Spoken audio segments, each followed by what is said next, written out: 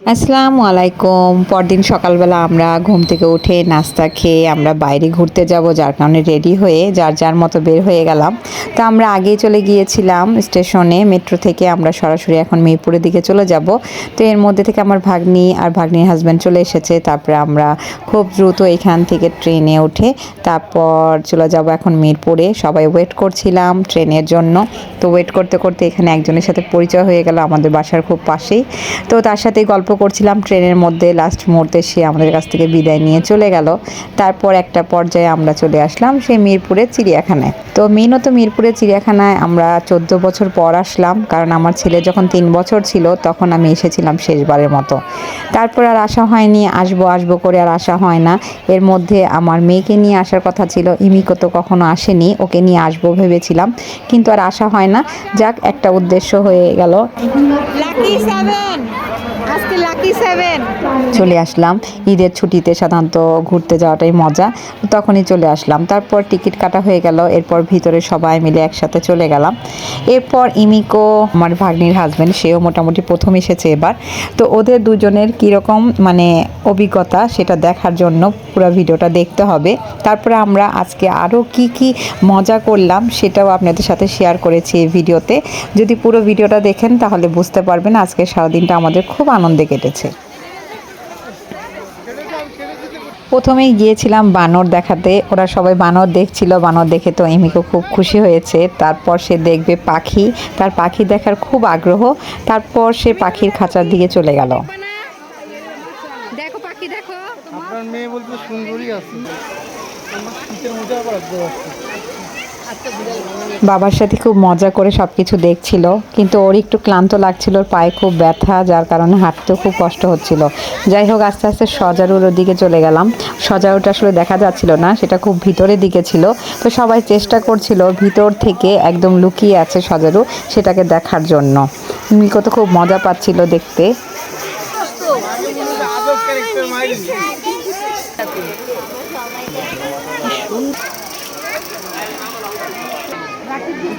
অনেক ভারী চুল।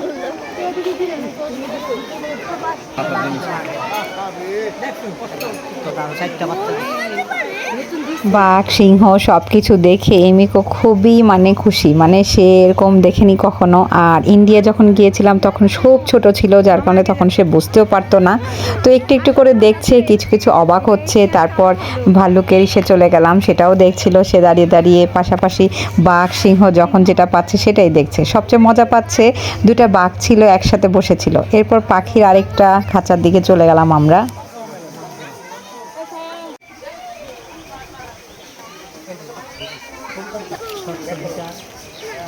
কালেমা পাখি দেখো, কালেমা পাখি। বসে আছে আমার ডিম করতেছে। হ্যাঁ, না না, বসে বসে।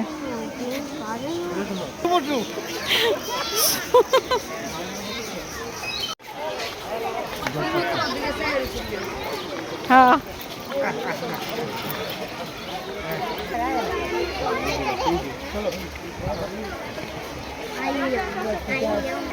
ওরা তো ওইদিকে চলে গেল। এরপরে ময়ূর দেখছিলাম, সাদা ময়ূর দেখার জন্য ইমিকো বারবার বলছিল, কিন্তু সে সাদা ময়ূর আমরা পেয়ে গেলাম। ঘুরবে ঘুরবে।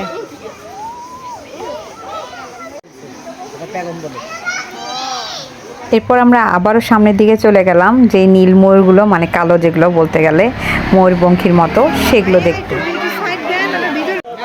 ধরো দেখছো আমার একটু তোমার মতো সুন্দর। এরপর আমরা চলে যাচ্ছিলাম জিরাফ দেখার জন্য। জিরাফ দেখতে হলে উপরে উঠতে হয়, সিঁড়ি দিয়ে আমরা আস্তে আস্তে উপরের দিকে চলে গেলাম। এরপর জিরাফ দেখলো ইমিকো, সে দেখে খুব খুশি, কারণ জিরাফগুলো খুব লম্বা লম্বা, আর আমরাও দাঁড়িয়ে আছি একদম উপর থেকে দেখতে পাচ্ছি। খুব ভালো লাগছে ওর, ও বারবার জিজ্ঞেস করছিল। আর এখানকার সিনারিটা এত সুন্দর, আমি অনেকগুলো ছবিও তুলেছি। আচ্ছা দেখো, সিঙ্গালা নাম হ্যাঁ এটা সিং আছে। এরপর আমরা হাঁটতে হাঁটতে এত টায়ার্ড হয়ে গিয়েছিলাম যে শালা দুলাভাই তারপরে শালি সবাইকে একসাথে পাঠিয়ে দিয়ে বলেছি তোমরা দেখতে যাও, আমরা একটু অপেক্ষা করি।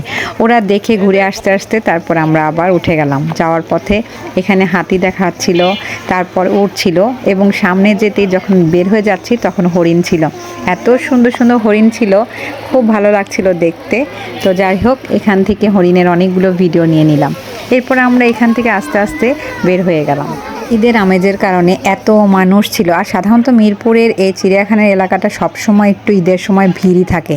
তাও তো ভাগ্য ভালো যে আমরা আসলে ভিতরে যেতে পেরেছি, অন্য এক সময় আসলে তো দেখেছি যে তখন মানুষ ভিতরে ঢুকতে পারে। এরপর আমরা মেন জায়গায় চলে আসলাম, সেখানে বার্গার ল্যাবে বাচ্চারা খাওয়া দাওয়া করবে। এরপর আমরা খাওয়া দাওয়া করার জন্য সন্ধ্যার দিকে বার্গার ল্যাবে চলে আসলাম, যেহেতু বিকেল হয়ে গিয়েছে বাচ্চারা একটু নাস্তা করবে। এরপর আমরা সবাই বসে অর্ডার করছিলাম।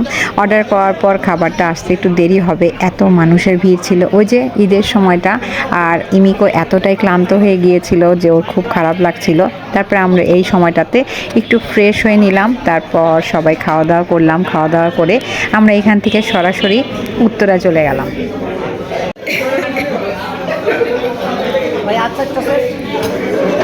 ঈদের সময়টাতে এইসব জায়গাতে খুব মজা লাগে, আর বিশেষ করে নর্মাল দিনে চিড়িয়াখানা খুব হালকা পাতলা থাকে, তখন মানুষজন সরকারি দিনগুলোতে মানুষজন কম থাকে।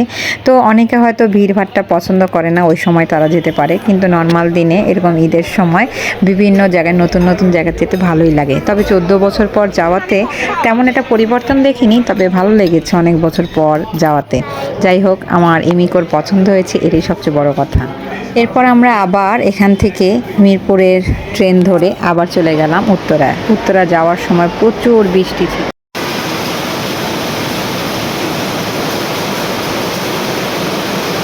বৃষ্টিতে ভিজে আমাদের এক একজনের অবস্থা খুবই খারাপ, কি অবস্থা, পুরো ভিজে আমরা শেষ।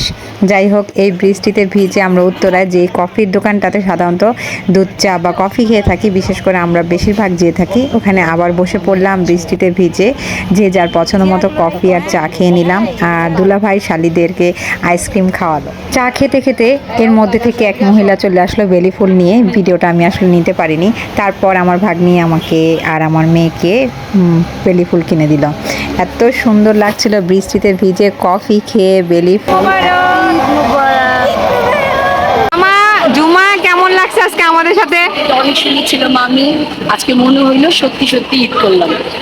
ঈদের ফিলটা আমরা ঈদের পাইলাম। ফিলটা খুব ভালো ঈদের ফিলটা আমরা পাইলাম, মনে হলো যে আজকেই সত্যি মনে হচ্ছে আমরা শৈশবে চলে গেছি।